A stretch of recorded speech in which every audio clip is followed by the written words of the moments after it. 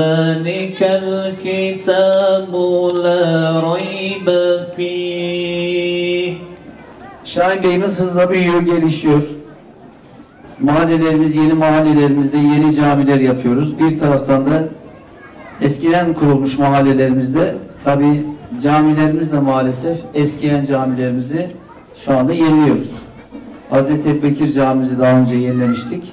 Şimdi İmam-ı Azam Camimizi, burada daha küçük bir camimiz vardı, yeniledik. İki tarafı sokak olduğu için iki tarafa dayandık. Artık daha da genişleme şansı yoktu. Daha büyük bir camide yapabilirdik ama olabildiğince genişlemeye çalıştık. Alt katımızda var. Hem hanım kardeşlerimiz için hem beyler için inşallah. Camimiz 500 kişilik. Rabbim cemaatini bol eylesin. Hanım kardeşlerimiz, beyler, sevgili gençler, camimizi yalnız bırakmayın. Camiler cemaatle güzel.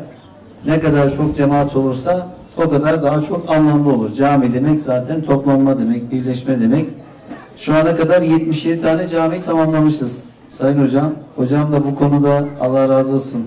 Belediye başkanlığı döneminde Şehit Kamil'de cami yaparak, taziye evleri yaparak örnek oldu şehrimize. Biz de inşallah onun yolundan gitmeye çalışıyoruz, gayret ediyoruz. Allah razı olsun. Biz de sizlerle gurur duyuyoruz. Gerek sosyal tesislerimiz, gerek taziye evlerimiz, camilerimiz, bunlar bizim eğitim yuvalarımız, birleşme noktalarımız. İnşallah bunların sayısını daha da artırarak çalışmalarımıza devam edeceğiz. Ben camimizin yapımında emeği geçen tüm arkadaşlarımıza çok teşekkür ediyorum. Güzel bir cami oldu. Daha önce de geldim. Epey inşaatında da bulunduk. Ramazan'da da burada altta teravih kılmıştık. Allah razı olsun. Mahallemize hayırlı uğurlu olsun diyorum. Cemaate bol olsun diyorum. Tekrar hepinizi saygıyla, muhabbetle selamlıyorum. Elhamdülillahi Rabbil alemin ve salatu ve selamu ala seyyidil enbiya vel murselin. Allah'ın mescitlerini Allah'a ve ahiret gününe inanan ve Allah'ı çok zikredenler yapar. Yüce Rabbimiz bu ayet-i kerimesindeki müjdeyi bu cami başta olmak üzere isminin anıldığı, kıyamete kadar anılacağı mescitlerin yapılmasında emeği geçip ebedi aleme göçenlerin ruhlarına eriştirsin inşallah.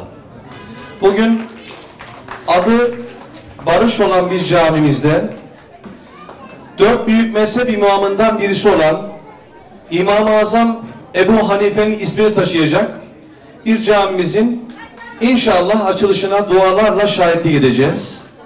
Rabbim hayırlı eylesin mahallemize, şehrimize, ülkemize, İslam alemine.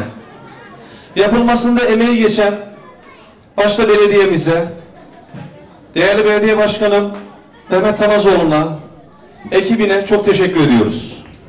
Mahallemize yakışmış. Ama dün her gittiğim ortamda bunu söylemeyi kendime addettim. Caminin içindeki cemaat önemli. Cemaat olacağız değil mi bu mahallenin değerli sakinleri? Büyüklerimiz, gençlerimiz, hatta hanım kardeşlerimiz bile. Camimiz Mescid-i Nebevi'nin bir örneği olmalı. Her hafta neredeyse bir cami açılışı yapıyoruz Şahin Bey'den. Bu da bir gurur tablosudur. Allah vesile olanlardan, öncü olanlardan ebeden razı olsun. Ben hepinize Allah'a emanet ediyorum. Esselamu Aleyküm ve Rahmetullah. Biz tabii bu mahallelerde, ben Şenyurt mahallesinde, yine Şahin Bey bölgesinde yetiştim. Gariban mahallelerdi, el uzatılmayan mahallelerdi. Allah razı olsun reisimizin gelişiyle Şahin Bey'de büyük bir mesafeler alındı elhamdülillah. Bilhassa manevi yapılaşmada. Gaziantep 70 cami yaptım diyor. Bizi epey mesafede geçti. Bizim 50 camimiz vardı. İnşallah bu 170 olacak. Hüseyin Kılıç Bey bakıyor, benim yardımcım burada. Güzel bir ekibi var. Allah muvaffak eylesin. Gerek manevi yapılaşmada, gerekse sosyal tesislerde, gerekse şehrin güzelleşmesinde büyük gayret yapan kardeşime candan dua ediyorum devamlı. Ekibine teşekkür ediyorum. Bu camimiz hayırlı olsun. Allah mübarek eylesin. Esselamu Aleyküm. El Fatiha.